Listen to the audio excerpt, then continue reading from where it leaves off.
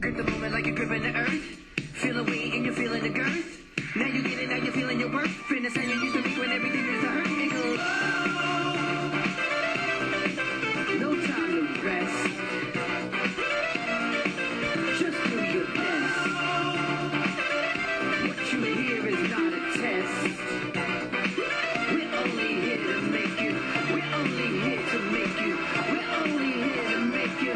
We're only here to make you go. Gotta make it on time. Siamo a 2 ore e 42 minuti di corsa, come sta andando?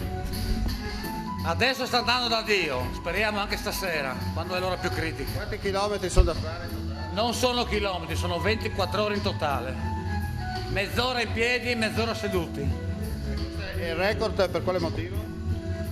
Prima abbiamo fatto così per scherzo e dopo abbiamo provato a sfidarci.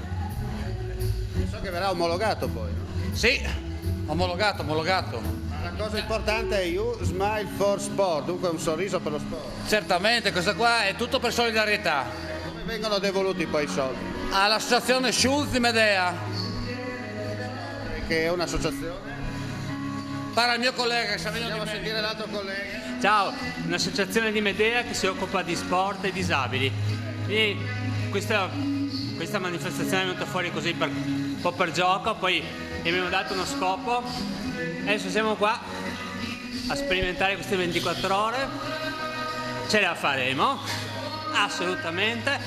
C'è un mix tra fatica, divertimento e il piacere di fare qualcosa anche per questi ragazzi di questa associazione, sono veramente fantastici. No, l'utilità per dare il sorriso a chi lo merita.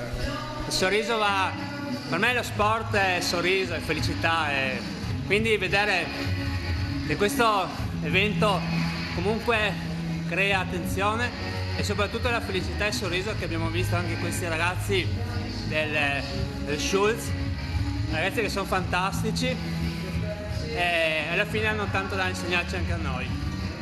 Bocca al lupo. Grandi! Grandi!